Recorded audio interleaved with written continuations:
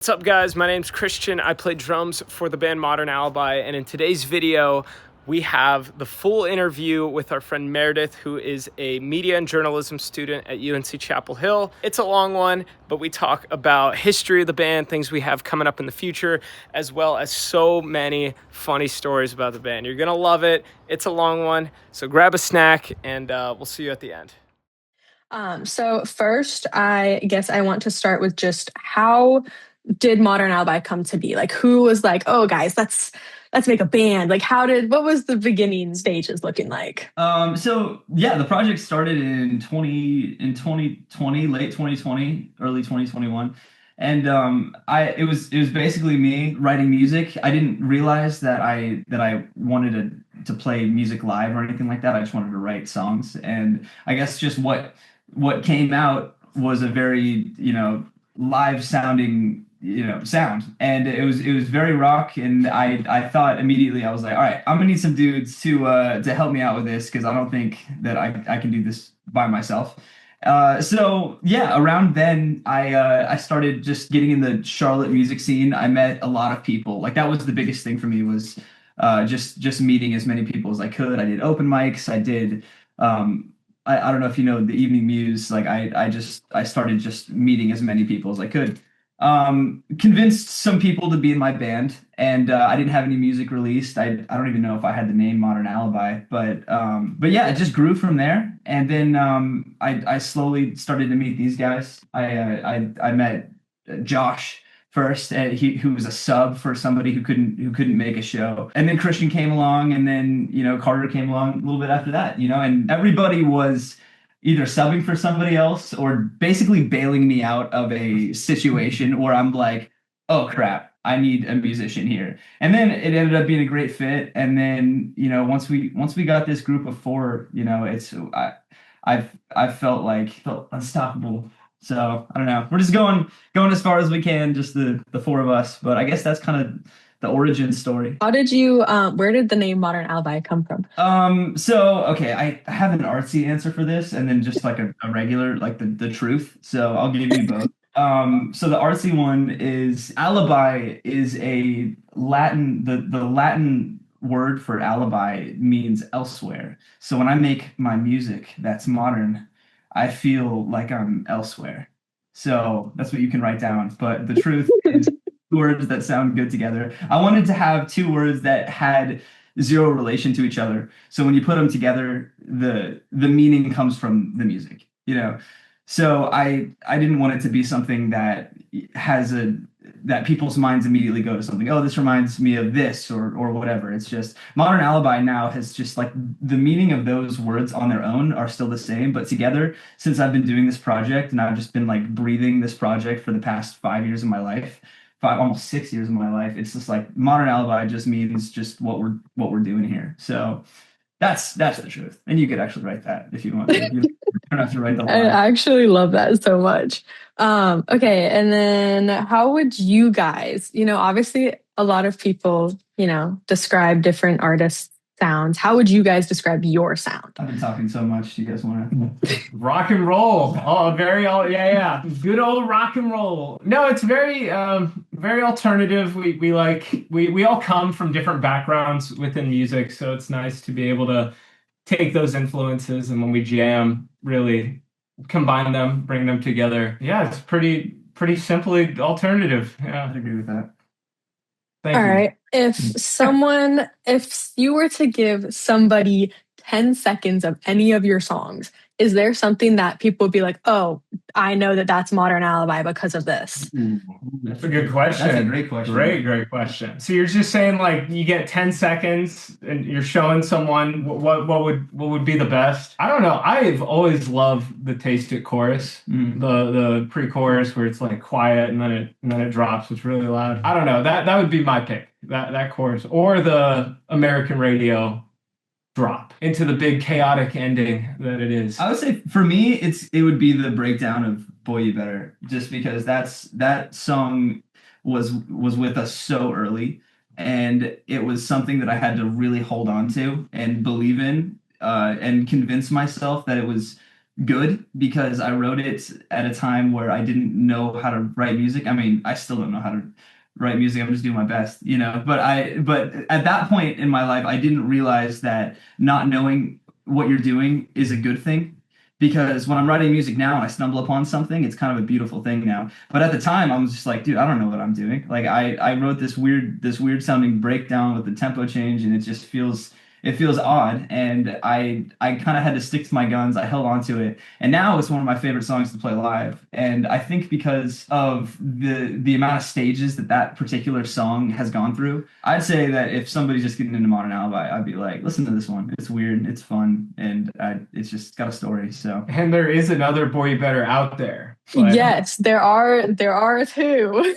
supposedly. What about you Uh, guys? 10 seconds. 10 seconds. What do you pick? I don't know. I would say I think Arbitrage has kind of like the kind of like snarky attitude that Holden has in a lot of his songs, but the production is also like kind of really polished, which is also like kind of the big aspects of a lot of the songs. So I don't know, like probably just the last chorus of Arbitrage. I'd probably say the ending drop of Silver Spin. Oh yeah. Yeah. Oh, yeah. The big. Y'all are very focused on the drops of the songs, which I like. I like those. We're big drops of the band.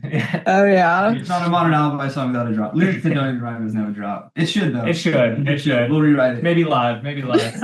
All right. So it doesn't have to go with that at all. This could be a completely different answer. But as a band, like sounding wise, or just as people yourselves, what do you think makes you guys different from all of the other bands that are out there? Because there's, millions. Simple answer. We got Josh King. No, I don't know. That's a tough question. She just Okay, what do you like if you don't have a specific like, oh, this is what makes us unique, what do you want to make you guys unique from other bands? Like why that made no sense when it came out of my mouth. Did it? What? No, Yeah. I get it. How many times did Harry Styles headline Madison Square Garden? You like right? I want to do one more than him. One more than him? One more. I was like 26-day residence or something. 27. No, I mean it's a difficult question because I feel like it's hard to say like what particularly makes us different when it's just like I feel like music is like a fingerprint. It's like when somebody writes a song, to me, I feel like it's so uniquely them, and no two people are the same. And I can't explain to you why I love a band like The Killers. It's just something about it is so uniquely them that I just can't really put my finger on it. But I think you just kind of grow close to a band by their personality and the sound of their voice, the way that they perform on stage. And I think that's it. I want to be able to be that for our audience. I want to be able to feel, instead of just like a project pumping out music, I want to feel like a group of guys that people can relate to and have a good time just at the show to see not only just us, but Absolutely. what we I think it's a tough question to answer because like a lot of the bands we look up to, one of the big aspects of what we love is the community. It's almost like the band releases the music and kind of pushes an aesthetic a little bit, but then that community takes that and creates their own world within that band that encompasses all the stuff that's kind of that they've been putting out. So it's hard to answer because we don't know what that looks like yet, but it's just a matter of getting it out in front of people and then seeing how people interpret it, if that makes any sense. That makes perfect sense. Love it. Yeah, we got it. So good. Okay, so Holden, you were talking about songwriting. What does that process look like for you guys? Like, does it start with the lyrics? Does it start with a melody? Or is it just random every time? Like, what does that look like for you guys? I'm a big melody first kind of guy. I feel like there's so many different approaches to writing music, and I've tried multiple ways, but my favorite thing is picking up an instrument, whether it's a piano or a bass or a guitar, and kind of searching for a feeling, and just like it feels like I'm just digging. And sometimes it takes hours, sometimes it takes 20 minutes, sometimes it takes literally weeks of staying up all night and finding that feeling that it's almost like you strike gold when you find it. And whether it strikes gold for everybody or just me, like it, as soon as I find it, it's like, all right, I have it. I throw it down on my computer and I just build on it as much as I possibly can. But yeah, I'm a big melody guy, melody first guy. It's kind of like the Paul McCartney versus John Lennon approach. It's John Lennon always wrote his lyrics first, where Paul McCartney always wrote his melody first, and you can just tell. And there's not one that's better than the other. It's just an approach. But I feel like if I can find that musical feeling first and have all the instruments and have the melody feeling a certain way, I can always find the words that feel like the song rather than having words and then finding music that feel like my words, you know? So I'd say that's probably my approach most of the time. So, okay, when it comes to that, and you guys are all, I obviously am not a songwriter or any sort of musical talent. When you guys are like coming together and I guess, practicing, figuring everything out, disagreements are bound to come up with sound, right? I would assume that there have been many disagreements on like, oh, I think it should sound like this, or maybe it should go like this. If that happens, how are you guys kind of figuring that out? How are you guys handling disagreements when it comes to your music? I think we're all pretty much on the same page most of the time. I feel like I come to the guys with a song, and this is just from my experience. I feel like I'm so excited about something, and I feel like they kind of run with it too, and I feel like they kind of feed off my excitement. And then once it takes a few times rehearsing it live, and then we kind of are able to capture that feeling that I feel like everybody's able to capture the feeling that I had when I was writing the song.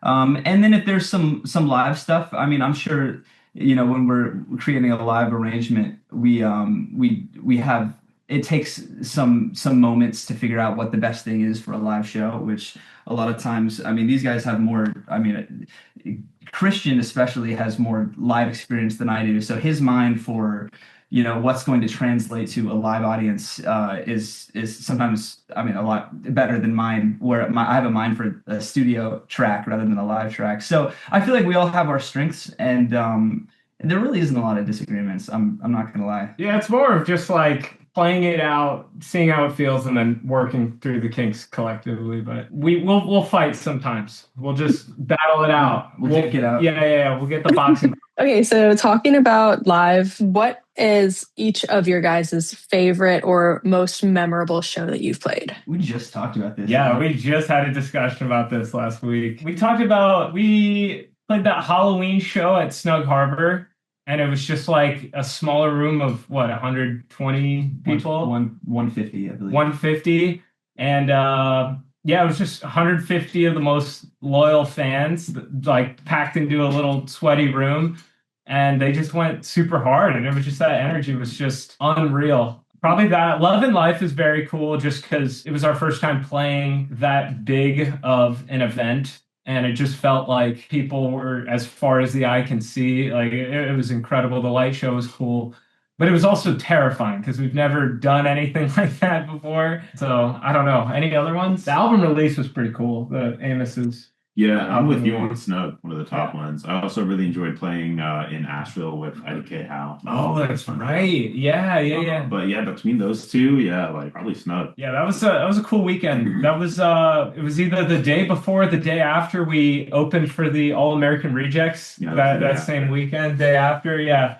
So it was cool to go from that type of show, that crazy energy, to then like opening for an iconic band. It was a crazy. Yeah. Okay. Talk to me about that. Talk to me about how, because obviously you guys didn't start off opening for the All American Rejects, but like going from what you guys were doing in the beginning to opening for a band this big of a name, and like, because it was, am I right saying it was a house party? Yeah. Like going to play something like that with the All American Rejects, like describe all of your feelings, everything. It was crazy I was nervous to meet him. It's one of the first times that we got to associate with a band that big. It was overall a fantastic experience. it was really cool to roll with them for a show.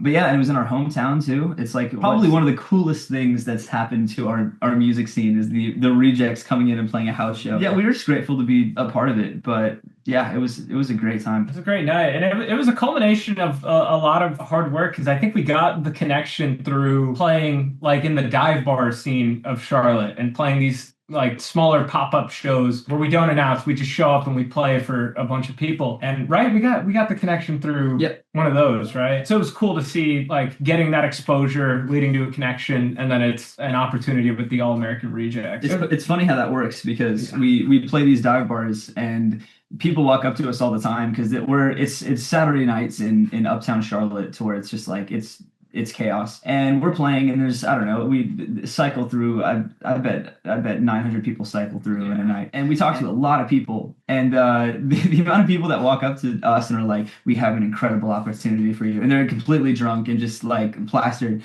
is like, that happens so much. But this one time somebody walked up to me and she was saying like, I have this interesting opportunity. I work for the radio station, and I was like, I always entertain everything, you can't, you have to.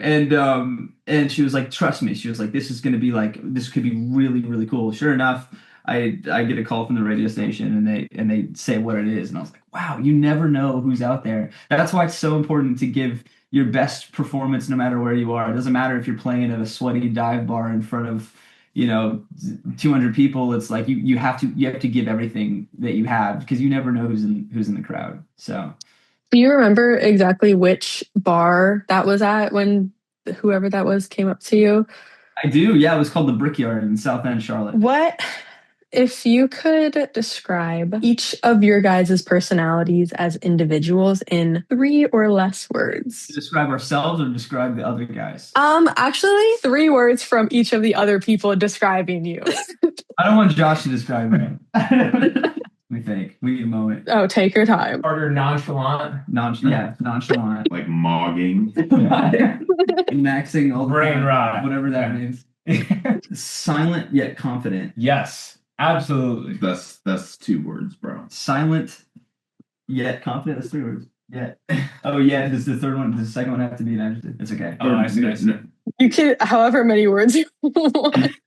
Instructions are unclear. All right. That was 3. I said okay. That was 3. All right, Josh.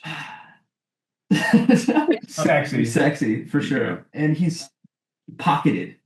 Ooh, good word. Good word. He's pocketed. He can fit a lot of things in his pockets. He's got big pockets. He's like always in the pocket. Yeah, always in the pocket. Like he's always good. Yeah.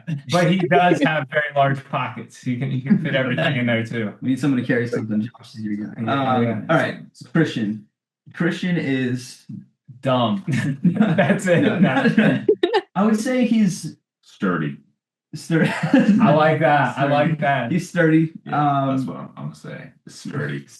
That's hard. No, for it, yeah, he's a sturdy guy. What's a word that means like I feel like safe, like in like I mean in real life too, but like whenever like we're on stage and I feel like something happens, something goes wrong, like because things go wrong on stage.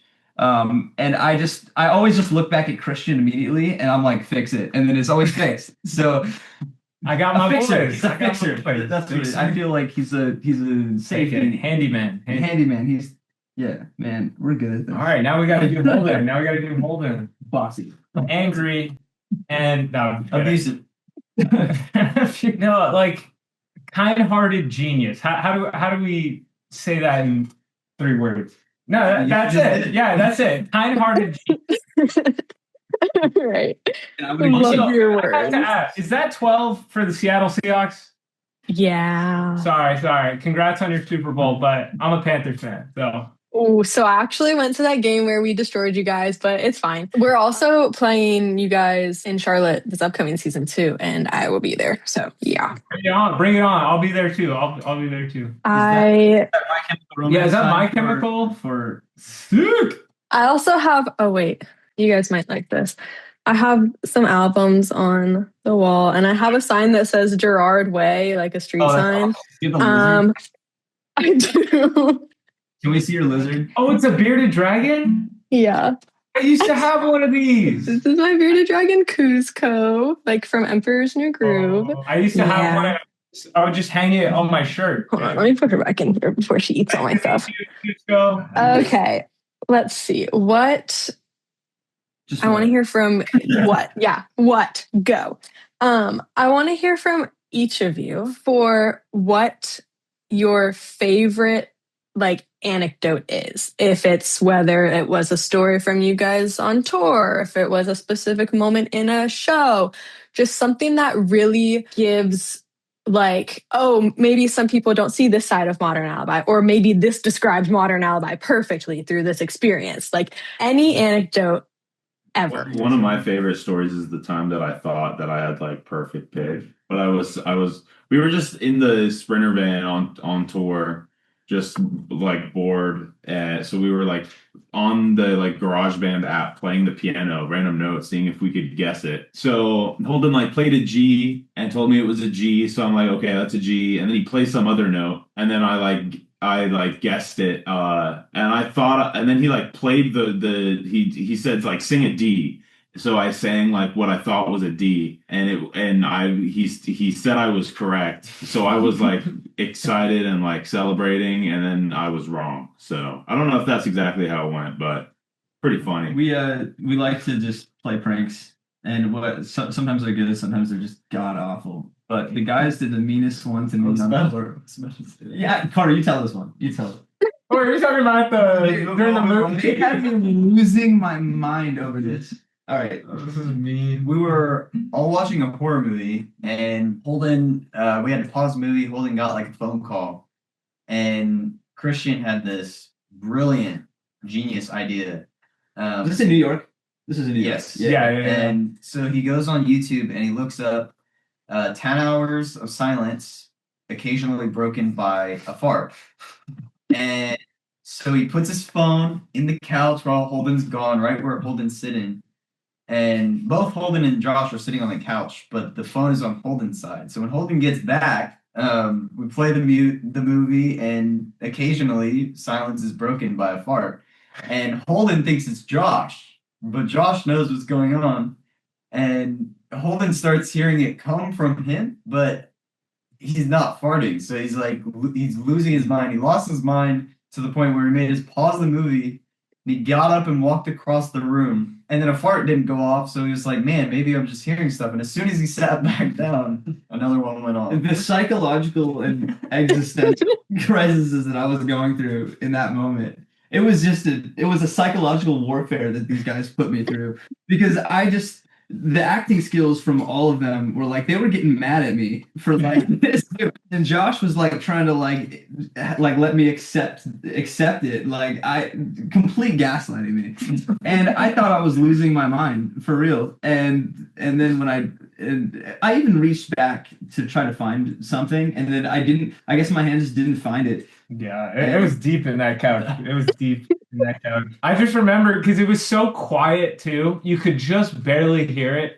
And I was like sitting in front of them. We were just watching the movie, and you would just hear it go off in the back. And it took I was like probably sitting there crying because I was just trying to hold it in without laughing at the situation going on. What movie were you guys watching? Something at the apartment. Evil Dead Rise. Evil Dead Rise. That's awesome. Okay, I have the last one. So this was a couple of years ago, and we were doing a Zoom call just like this, and we thought it would be funny. We've never done this before. This was our very first time like being interviewed, and we thought it would be funny to be British, because that was funny to us for some reason.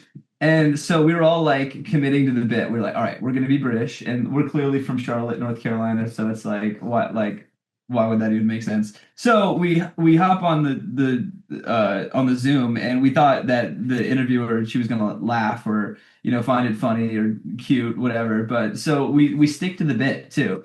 And as soon as we introduce ourselves, she says her first words, and she's British.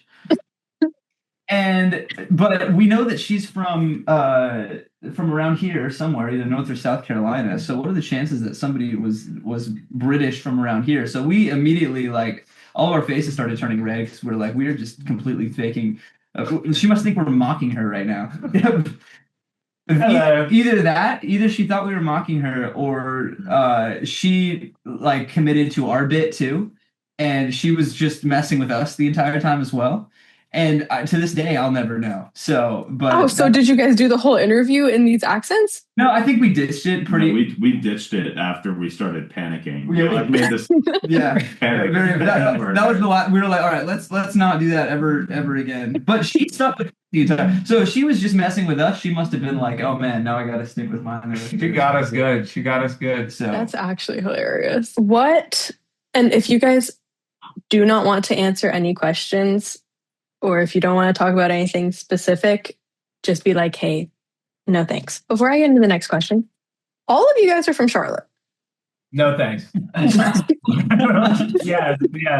Well, I was born and raised in Maryland, but I moved here probably about 7 years ago. Let's just first, what has been the biggest challenge as a band? Like, I know you said that a lot of people were fillers or just like subbing for somebody. Like, obviously there was that challenge, but what has been the biggest challenge that's really hindered something? If there is one, you might not have one. this is easy. No. I mean, for me, making the record was. I mean, I go through psychologically. I go through, it's like a roller coaster making a record that lasts like a year and a half. And it's like, it's got its ups and it's got its downs, and it's emotional, and it puts you through it. Making American radio was the hardest thing that I've ever done in my whole life. And it pays off, and it's extremely rewarding to have it out there. But making it's like you have to, like I said earlier in the interview, like I have to like dig this stuff out of me. It's not like every once in a while it comes easy, but then once you make the song, it's like you doubt the song, then you start to hate the song, and then you want to change the song, so you change the song, and then you start to realize that it was good the way it was at the beginning. So it's like I have this like push and pull with myself making this whole, and like 12 songs.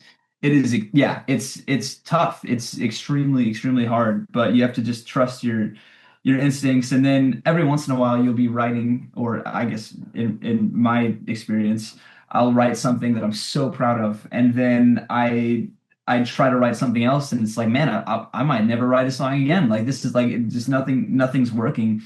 And then you just push through, and then you find yourself a week later at like 4:30 in the morning writing my next favorite thing that I've ever done. So it's sometimes I go to bed, thinking like, God, this is just too hard, and then other times I go to bed extremely excited. But I always try to end each day on a positive note. And but for me that is by far the most challenging, is creating a song out of nowhere, out of just air. And it's like I feel like I've heard somebody say this before, but it feels like these songs already exist, and I'm just like trying to locate them. I'm trying to find them. It's because when we have a song that we start playing live, and starts to become part of just like our lives because we hear it so much, it feels like the song has been around for so long. What's frustrating sometimes is when the song doesn't exist yet, and you know what you want, you just haven't found it yet. It's just like, man, I just got this instrument, and if I just keep strumming at this guitar or keep banging on this piano, eventually it's going to come out. And that's just it takes a long time, and you just have to be patient. You have to be able to take blows from yourself and just, let it happen. So that's my personal, my biggest challenge. But live stuff is just fun. Oh, absolutely. So, Culmination of work, seeing the crowd's response. For me, because before Modern Alibi, we all played around Charlotte. We all played with different projects and everything. And it's so difficult to find a group of people that have the same vision, have the same goals, are technically capable of doing what you want to do as a group. So finding that group of people that has that chemistry and are in the same stage of life where they can commit all their time to it is a very, very difficult thing to do. And that's why it's hard to unite four people and then keep them in the long run. Being in a band is tough, and now with like social media, you're competing with like the pool of bands that you're competing with is even bigger. So to like get that exposure, I think it kind of going back to what makes us unique is that chemistry that we build between all four of us. Yeah, building off of that, when it comes to like putting our music out and finding the right audience is, navigating social media and figuring out what the right thing is to do, because that's also really tough, is knowing what you're supposed to be doing. And the reality is nobody really knows what they're doing. And if, you can either choose to follow trends or just be true to what you do. And, I've never, been one to do the TikTok dances and stuff like that. Like that's like, I'm so like, I just want to put my music out and I want people to hear it. And it's tough. It's tough to do that in this day and age when I think there's something crazy, like 10,000 songs released like a day on Spotify. It's like, it's crazy. People are just dropping all the time. In a band like us that like we're like a year, like the goal is to release an album a year and just have another 12 songs out and some singles. And so doing it right and making, finding your audience and posting in a way and playing shows in a way that is just going to cause that to have like this snowball effect is kind of tough figuring that out. And you certainly don't want to waste time, because in a band, I feel like we got this like window and the years go by so quickly, and it feels like just yesterday we were just doing the bar shows and just releasing our first single, and it's crazy how much time has gone by. So making sure and kind of being worried about, are we doing this right? But then a good something that reassures me is meeting people that are a lot further along than we are, and hearing that they don't really know what they're doing either is just kind of like, it gives me this peace of mind. Like, hey, you know what? We're all kind of in this together, whether some people are just a few stages or a few years ahead of you. It's just, we're all kind of here in the same boat. So has there ever been a time where you guys were like, I'm not doing this anymore, like I can't do this anymore? Like music entirely? Mm-hmm. Well, I don't have another option. Like that I'm in the boat where it's just like music is it for me. If I'm not doing this band, I'm going to be doing something else in music. And if I'm going to be doing something else in music, I know that everything that I do, I want it to be my own. I want it to be this project. So no, I've never been pushed to the point where it's like this is it. But we're still young, and we got this drive and this hunger to get our music out. And no, I haven't hit that, and I really don't think that I will. I think I'll always have this project. I have no desire to do anything else really. This is all I do. So I don't know about you guys. I'm gonna quit right now. Quits live on the air. On air, yeah. Quick question, going back to some of the questions I probably should have asked in the beginning. How old are each of you? You have to guess. Yeah, you have to guess. I feel like I know, but I don't know. Go ahead. We're gonna cry. I want to say that, Carter, you're the youngest. Okay. Am I correct in that? Correct on that. You're correct on that.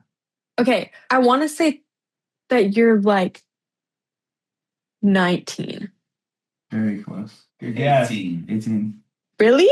I was pretty good on that. I think that, Christian, you're the oldest, right? Yes. I'm like 2 for 2. Guy, look, am I showing wrinkle? My gray hair? And I'm going to say that you're 22. 24. Really? Oh, I was way off with that one. Okay. I'll be so for real. I have no idea. I want to say that, Josh, you're like, I would say 22. Yeah. Got it. Let's go. Like Holden 16. 21? Close. I'm turning 24 next week. I was pretty close with all of them. It was fine. Whatever. Carter, how are you just like, yeah, I'm with the band when it's like, oh, it's 21 and up? Do they let you play 21 and up shows? They have to, right? Well, you have to stand outside. I think it's different when you're technically hired. I've never had really any issues with that. You guys did a tour, correct? Yeah. Cool. That was your first, was it a headline tour? First headline tour in December. Yes. Yeah. Okay. That's what I thought. And that's where y'all went up the east side. Okay. Yep. Tell me a little bit about that. how, like, obviously that's a big deal. Like, did you guys have a little RV or like a plane? Like, tell me about the whole process. Private jet. Private jets for all four. No, so we're a fully independent band. So we do everything. We do everything ourselves. And this first tour was really, really fun. It was our first time kind of testing the waters in certain areas that we've seen online that does well. And so it was fun. We got to play with our buddies from are they considered Nashville? Yeah. The Band Light, homies, great guys, very, very fun shows. We played Philly, New York City, and then DC. DC, yeah. That's what it was. I called DC Philly when I was there. I'm not used to like traveling around a lot. So like it's like my biggest fear to say the wrong city. And I like thought about it so much. And sure enough, we're in DC. I'm like, what's up, Philly? And just dead silent. Hey, Band Light did it too. Yeah, they did it too. We were in the green room, and Connor from the Band Light, he called DC Philly, and I was like, that's embarrassing. And then and I did the exact same thing, and then so that won't be happening again. I guess with that tour specifically, I'm assuming that memory of calling, the wrong city, that stuck with you pretty hard. What are some other things, whether it was on stage or just like hanging out with you guys? What are some things that were like, on tour, you're like, okay, wait, I'm really having the time of my life and I love this. It was meeting the fans, and just hearing their stories of how they found Modern Alibi and kind of what it means to them was very, very cool. It very much makes the hard work like very, very worth it, seeing all these people. And fans were traveling from crazy distances to come to these shows. We had a group of fans. It was Florida, right? Pensacola, Florida. And they drove up and they went to all three of the shows that we played. It was amazing. Yeah, I met a fan at the in Philly, which was our first night. And she had this blue tie on, and I was looking at her tie the whole show. I was like, it's so cool. It's totally the American radio colors. And when I met her, she asked if I wanted it. I was like, I'm not gonna take your tie. I was like, okay. I was like, what happens if I wear it for the rest of the tour? And she just like literally just threw it, gave it to me, and I got to wear it for in New York I wore it, and then in DC. Wait. Mm-hmm. Yeah, in DC I wore it. So that was pretty cool. Yeah, it was cool just meeting everybody. It's so shocking to me just being from Charlotte, and because like from around here we play so much that we hear the name Modern Alibi around. But in a place like New York that seems just so far away, it's like, who knows about us in New York? We pull up there and the place is almost sold out, and it kind of blew my mind, honestly, just seeing all the people out there that just knew the music. It's like, man, we're doing our job here. Like this is awesome. That was one of the coolest moments for me, is just meeting everybody after the show in New York. So okay, Carter, Josh, do you have anything from the tour that you guys were like? They don't get to talk as much in interviews. We only let them talk a certain amount, and their limit's up. You get one word. This is kind of different from everybody else's answer, but one of my favorite memories is me and Holden trying to find our way to this interview we had the day before the New York show. Right. I believe we were like an hour late. And we were just trying to navigate New York and the subway. And your sister even had to help us out, and she lives there, right? Yeah, my sister lives in New York, but that didn't help with navigating at all. She tried to help, but yeah. I'd say one of my favorite moments, I got some really fire ramen in New York. And after just like driving for so long, it was nice to just stop in the cold quality bowl of ramen. I can't lie, I'm a simple guy. But I think it's just those moments in between all the craziness of like doing the actual show, load in, getting to the spot, having the time, in the city and being out in the cold. It's like just those moments where we would sit and relax were like just really nice to me. So all the Airbnbs were really fun with the boys. And we were able to prank Holden with the fart noise. Oh, that was on the tour? That was on the tour. Yeah, we don't hang out outside of work. Okay, well, speaking of that, like, what are y'all doing outside of music together? Like, do you just guys go out for like lunch and coffee and hang out and fun stuff? Do some serious frolicking through the fields. No, we're gonna rehearse tonight, and Good oh save. wow, a lot of our rehearsals. We're always chatting afterwards. We go. There's this little place in. I live closer to Waxhaw, and there's a little restaurant called Carolina Ale House, and that's like our spot. Get the We also, nachos. we also like to duke it out in Mario Kart all the time. Oh yeah, that's what we do after shows. We're not big party people. We're not very like rock and roll. We'll like play the shows and then we go to the hotel and we're just like playing Mario Kart and having fun, hanging with the Okay, homies. what characters are you guys playing as? I'm gonna judge you pretty hard, just so you know. Gosh. Okay, I have one and You one got your- only. It's Blue Yoshi on the motorcycle with I don't know what the wheels are, but it has to be Blue Yoshi. I play the me character that looks tan in Spanish.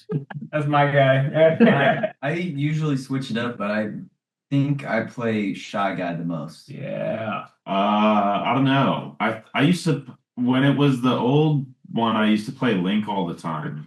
But now that the new one is out, I play Conk because he's like weird as hell. You know who I'm talking about, right? With the really long neck, Conk. I'm about to look him up. Hold on. What in the world is this? Hold on. Wait, let me see so I know This thing? Oh, yeah, yeah. Conk. Yeah, it looks really goofy in the cart because his head is like 10 times taller than the thing is, so it's just fun to play. Chilling up He'll do here. little flips and he'll just like his whole neck will just I am personally never straying away from Koopa Troopa. Anyways, sorry, I'm like going back to all my little notes. And I promise I'm not going to keep you guys much longer. Take your time, you're having a blast. Obviously, you guys have had a big impact on people and fans driving up from Florida for shows. What impact do you guys want to have on like society as a whole and then separately on music? And you can answer either of those, both of them, one of them, none of them, Run however. for president through the band. Yeah. All four of us. Yeah. When I think of my favorite bands, I love the music, but I also love the community around it. So for this band, I would love to have a community built up of people that support one another and want to go out of their way to continue to spread the word about the band, which we have at a small scale right now. Be able to lay the foundation for a community to take it and just run with it and make what they want. Yeah, for me, I feel like whether this answers both questions or not, I would like to be able to create songs that people can identify with in their own way. That's why a lot of the lyrics that I write are very vague. And not including songs like "Is Everybody In" like that. Like those are just fun songs. But literally, some songs I couldn't tell you what they're about. But in the sense that I want you to figure out what it's about, and I want you to be able to relate your own experiences to that. I think that started early on with we released our very first song called "70s," and that song was me trying to just create an indie rock song, and I didn't care. I was just trying to just see if I could just do it. And when I released it, I had some people reaching out saying that, oh, this is my song with this person, or I even got a message that was like, hey, my boyfriend and I broke up, and now I can't listen to this song anymore because I associate that with him. And it's like, wow, so these aren't just songs anymore. These, to some people, they have experiences attached to them. And I think with upcoming music and on everything on American radio, I would love for people to be able to associate the songs with their own experiences and people and memories. Because I don't know about you, but a lot of songs that I grew up in my childhood, when I hear a song, it's like it's sense memory. It's like it immediately takes me back to that place when I was listening to that song. So that would be cool for me. That's probably one of my goals. I'm always so happy when I hear somebody say something like, "Oh, this song reminds me of last summer," or "This was such a good part of my life," or I guess that's my answer. I don't know. For me, it's just like I just want to just like play music with my boys and have a good time. That goes such a long ways though, because when you're having fun on stage, that translates to everybody else in the audience. Yeah. Because they can sense when you're having fun, and they're gonna have fun, and then they're gonna remember that. And we see it just from people posting on their tagging us in Instagram posts about concerts that they've been to, and we're part of it. It's like that's like a little time capsule right there, and we were having a blast, and I get so happy to hear that they had a blast as well. So. All right, you guys don't have to answer this one if you don't want to, but most embarrassing moments on stage for each of you. I got one. All right, go for it. And I will say, you can give it of your own most embarrassing experience or the others. I'll say Christian's. Okay. His motions completely bombed. No, I'm just kidding. Oh, okay. So, well, first is calling Philly DC. We're calling DC Philly. Oh my God. I didn't sleep after that. I felt. I just remember when he said it, I was just like, "Oh no!" But the crowd took it well. They took it well. And then I introduced. I'm gonna have a lot more than everybody else, but I introduced this our song called "Somewhere Far Away." I said at that same show, I was like, I never pre-plan what I'm gonna say, and it's probably very apparent. I probably should. That's probably a good thing to do. But I just like in the moment, just with the adrenaline and just like I'm so excited to play this song for these people.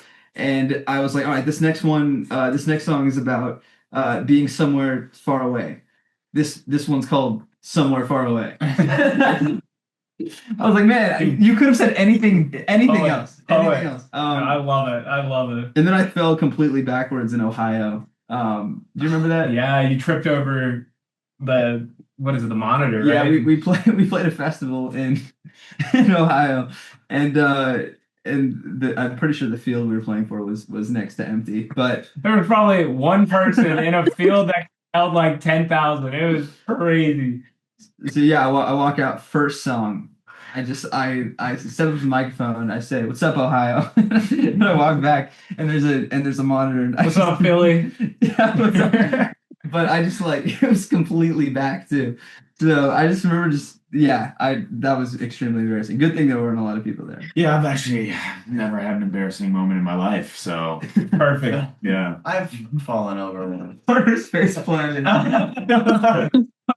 Planted into the subs at one of our bar shows. That was one of the first times we played with him. I'm so glad that happened because he had a lot of talk. No, I'm just kidding.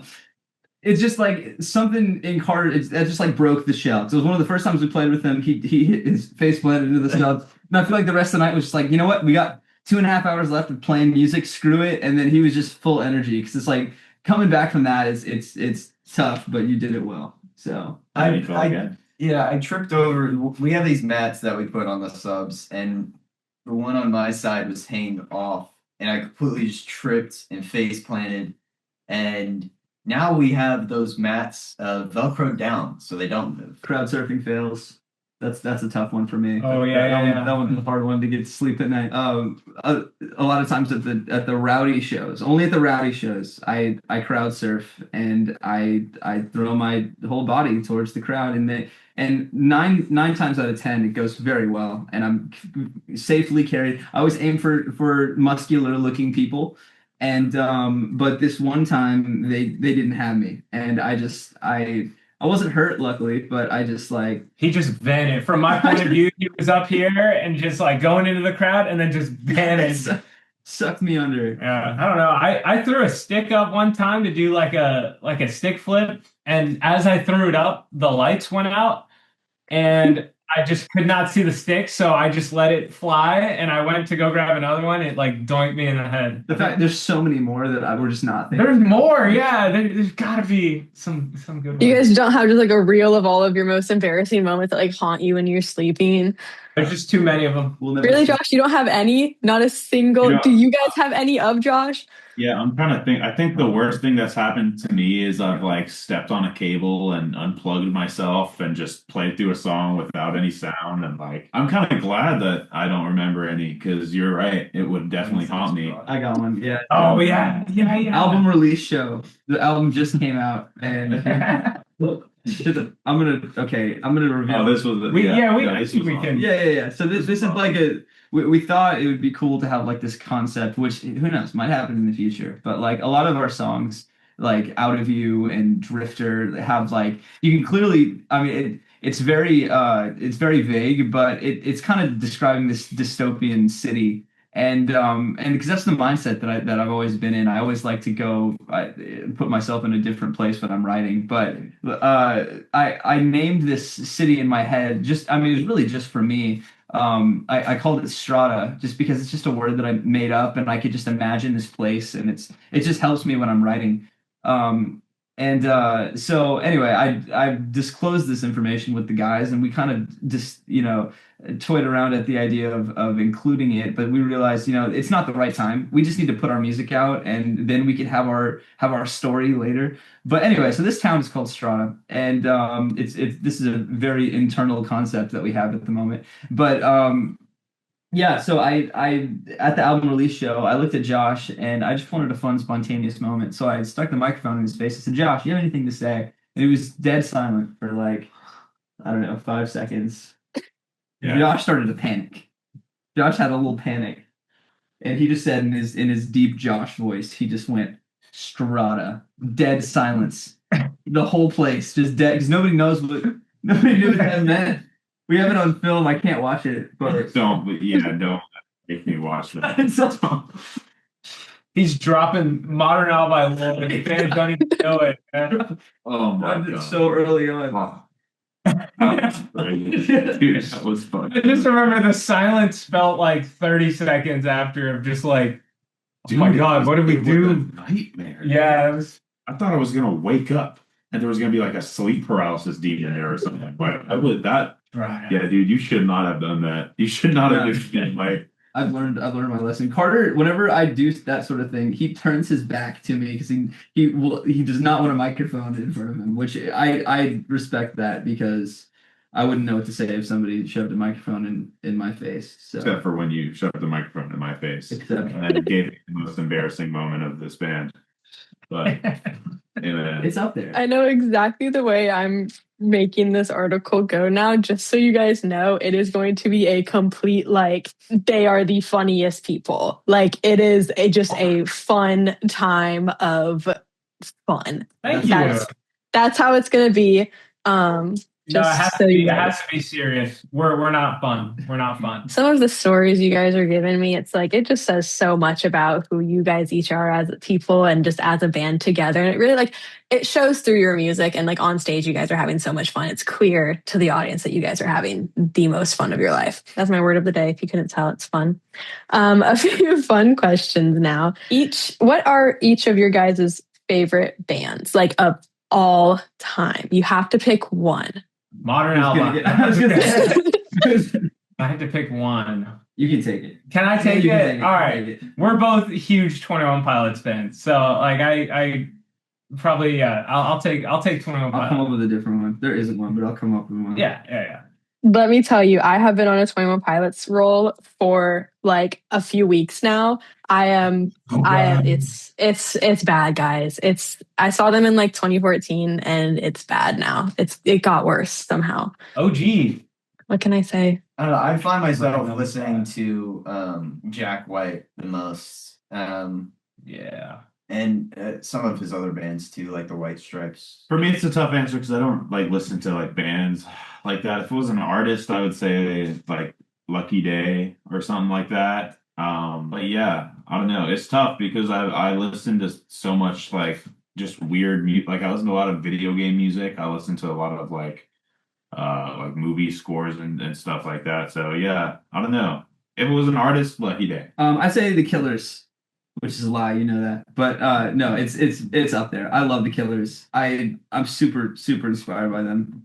In every vocal delivery that I'm in, I'm always like, what would Brandon Flowers do? You know, he's got this desperation in his voice that I love, and this sensitivity. Like he's a really sensitive dude, and I just believe him. That's a big thing for me in singers. It's the same with Tyler Joseph of 21 Pilots. It's like they're some of the most believable people that I've ever heard. It's like it's so honest. Every single performance is so honest. So I can say that about a lot of people, but those are my favorites. You want to hear something funny? Actually, I had some like which member is most likely to whatever questions, And you guys actually answered all of them when you were talking about your most embarrassing moments. So thank you for that. In a big general wrap up kind of thing, how would you guys say you have overall evolved from the beginning to where you are now? Obviously, like sound wise, as people, as a group, like just success wise, all of that. From a songwriting standpoint, I would say I feel like I've accepted that not the less you know, the better. Not to quote Tame Impala by accident, but it's not a matter of how much experience you have writing a song, or like, oh, I've written a whole album. Oh, I have this many streams, so that must mean I'm a good songwriter. It's literally not about that. I still feel like I've written some of my best stuff when I was 17. And I find myself, even now for this next album, going back to some of the old melodies that I gave up on when I was that age because I thought, oh, I just don't have enough experience. So I think that kind of accepting the fact that, hey, if you're feeling something, chase that feeling and don't worry about how well, if it's the most professional or the most sophisticated way of writing a song. I feel like just being in a band, I feel like as a producer, and we've grown as musicians like crazy, so we're able to execute the ideas better. But still, that core idea, which is the most important part of a song, is that idea that makes you excited. If that's good at its core, then you don't need experience for that. You just need a feeling. So I think that coming to terms with that and chasing feelings is a huge thing for this next record for me. Absolutely. And for the live show, it's some of these songs we've played for a long time now, and you get comfortable. You get comfortable with them. You kind of learn new parts and what works and translates over live better than what's on the record. And you become more comfortable on stage. The chemistry grows between the four of us, so you kind of learn more ways to almost showcase that chemistry on like a grand level while you're on the stage performing for everybody. So definitely the more you do it, the more comfortable it gets. And then we can get more ambitious with the show. The production kind of elevates as we go on. We just recently added our own program light show to it. It's like our sorry, there's a piano right here and I keep but yeah. I think for me, like the biggest evolution and thing that's changed about us is just our ability to like get stuff done and just I mean we're so much more efficient now. We have rehearsals and we just show up, we play the songs, get them tight, and then we can now just have fun at shows. It's less stressful.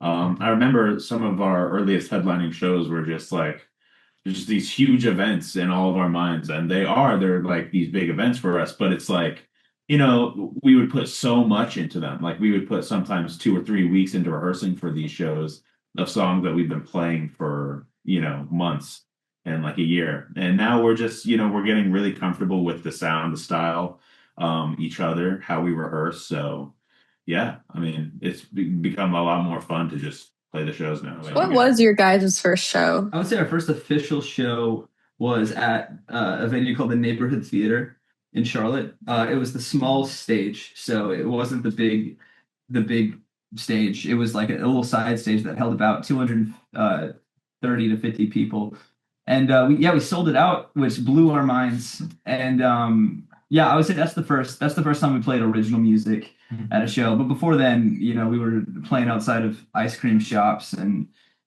loading up in the back of a truck, and just pulling up to whoever would hear us. Oh, I have another embarrassing one. This was before everybody. This was just me. I had a completely different lineup. All right. So, TCBY, right? The yogurt place, frozen yogurt place. Do you know that place? Yes, I have heard of it. It's like Froyo. Anyway, so they have this glass window and where people are eating, and it's like it separates the inside from the outside. I pull up. I had a pickup truck before it was totaled. I love this truck, and I would always put all of my the drum kit back there, and I'd pull up with my guys and at the time, and we would just play our music for anybody who would listen. So we pulled up to this shop in the shopping center where the TCBY was, and there was a bunch of kids eating ice cream, some parents. It was just people just having fun running around. There's probably 25 people out there. So we're like, sweet. Pull up, park, get everything in the back, drums, microphones set up. We start playing first song. Not only does everybody leave, but they just go inside to where there's a glass window in front of us and they continue to eat their ice cream while they're watching us perform, but they can't hear us anymore. So we're just playing, we're just silently just like to them, but while they're just inside watching us. That one, I almost quit music after that. So I'm glad I stuck it out. Tough one to say. That's a tough one. But yeah, but Oh my gosh. first official show that wasn't at outside TCUI was the neighborhood theater. And speaking of like the band evolving, like I remember getting ready for that show. Like the set list was just like, all right, we had what, hour and a half, 2 hours of music.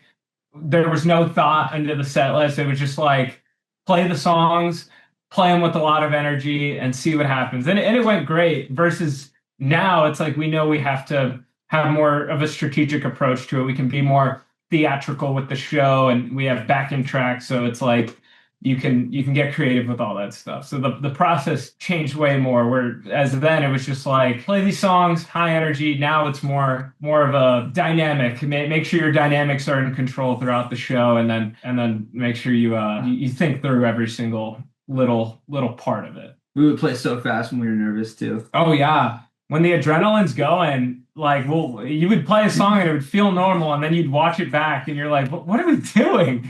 We're flying through the song. But So when y'all were starting out, I'm assuming, like, since you said it wasn't a lot of original music, what were some of like your guys like, oh, we always play these songs. Like these were our songs that we played everywhere we went. We played a lot of just music that aligns with what we want to sound like. So we always played the Killers. We always played some 21 Pilots. We played, but then we also just found it important to play things out of the genre entirely. So still at the bar shows, we'll whip out a Gaga song. We'll be playing pop music. Lowrider. Yeah, we did a Charlie XCX song on tour with us. Yeah, we played I Love It just because it was just people just lose their minds to that song. So we don't shy away from covers. They especially don't let a genre get in the way of us playing any song at all. So absolutely. Last thing, I promise. I'm sorry. I think I told you that this would be like 40 minutes. I lied.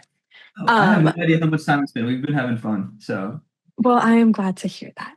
Okay, so I know you guys there's supposedly a big fuss going on. And so obviously there is some new stuff coming out. If, again, you can say no, we don't want to talk about that. What do you guys have planned? Like, what is it looking like going forward? You can say as little as you want. You can tease whatever, all you.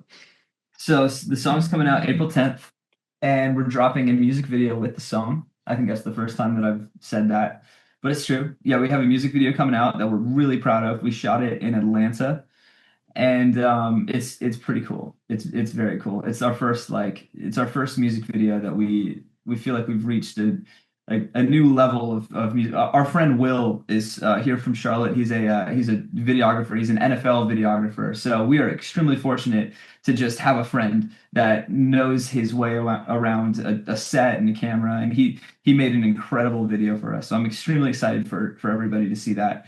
But yeah, the of what I'll say publicly, we're gonna be rolling out songs. We're rolling out music, and it's going to be in preparation for another collection of songs.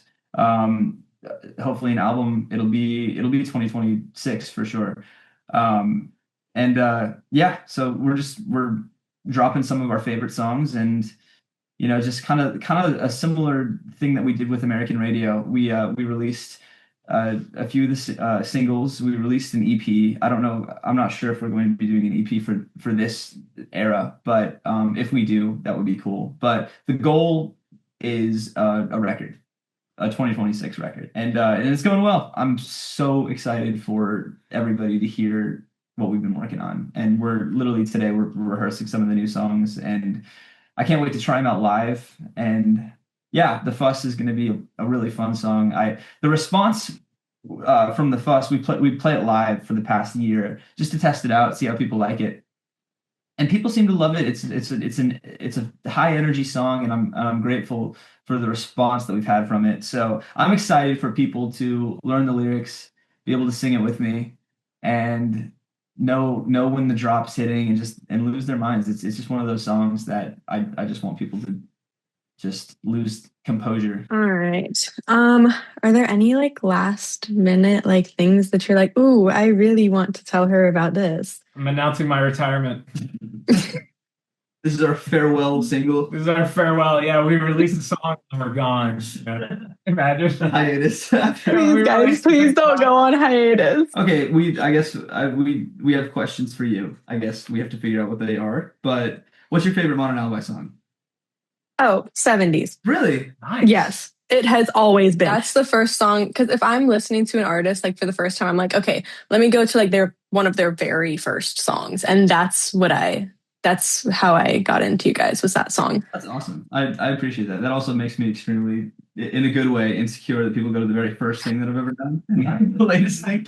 But no, that's great. I love that song, and I'm happy that people are still listening to it. A lot of people's, the first songs is kind of pushed to the side until they kind of develop their sound. But I'm grateful that people are still streaming it. So that's really cool to hear. All the questions I have for you. Perfect. Okay, well, thank you guys so much for doing this. You don't understand how amazing this is and how much fun I'm going to have writing this. But thank you guys so much for doing this. Oh, we're so happy to. This was a blast. Thank you. Yeah, and I will talk to you guys later. All right, you have a good one. Bye. You too. Bye. Let's go. She went to bed. All right, bye, guys. All right, bye.